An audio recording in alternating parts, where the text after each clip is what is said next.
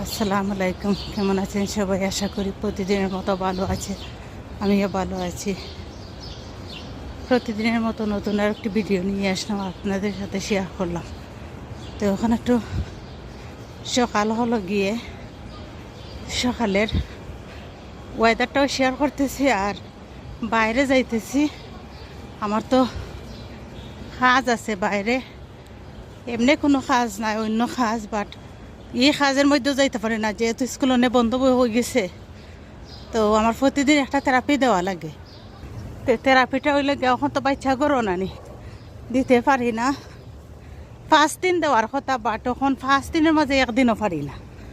তো আমার সমস্যার জন্যই পারতেছি না, বাচ্চা যেহেতু লইয়া যাইতাম পারলাম না।